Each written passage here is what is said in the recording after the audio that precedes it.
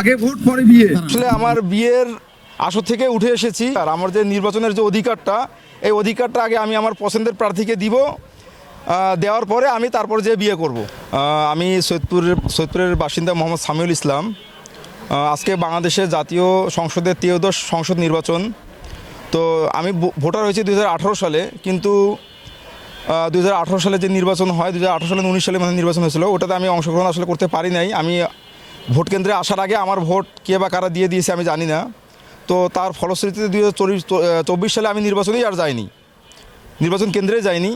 তো আজকে 13শ জাতীয় সংসদ নির্বাচন আমি অত্যন্ত উৎসাহী, এবং আমি যে বিয়ের পোশাক পরিহিত অবস্থায় এসেছি, যে আগে ভোট দিব তারপরে যে আমি বিয়ে করব।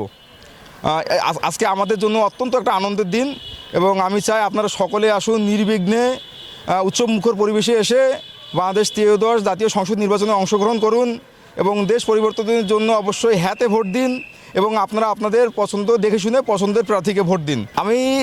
আমি আসলে আমার বিয়ের আসর থেকে উঠে এসেছি, যে আমার যে নির্বাচনী যে অধিকার, আমার যে নির্বাচনের যে অধিকারটা, এই অধিকারটা আগে আমি আমার পছন্দের প্রার্থীকে দিব, দেওয়ার পরে আমি তারপর যে বিয়ে করব।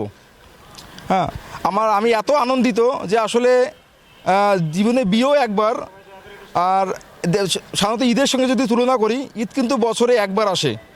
হ্যাঁ, প্রতি বছরে ঈদ 2বার আসে, ঈদুল আজহা, ঈদুল ফিতর। কিন্তু আমরা আসলে এই অর্জনটা আমরা দীর্ঘ 17 বছর পরে করেছি, এবং ধরতে গেলে এই নির্বাচনটা আজকে আমার জীবনের প্রথম নির্বাচন। কারণ 2018 সালের নির্বাচনে আমি অংশগ্রহণ করতে পারি নাই, 2024 সালের নির্বাচনেও আমি অংশগ্রহণ করি নাই। আজকে আমি উৎসব মুখর পরিবেশে এসেছি আমার নির্বাচনী যে আমানত, এই আমানতটা আমার প্রার্থীকে আমার পছন্দের মার্কায় ভোট দেওয়ার জন্য। জি, অবশ্যই আমার এই ভোট উপলক্ষে আমার বিয়ে করা। হ্যাঁ, এই ভোটটার এই দিনটাকে স্মৃতি করে রাখার জন্য আমি আমার বিয়ের ডেটটা আজকেই ঠিক করেছি। দৈনিক আজকের বাংলা .net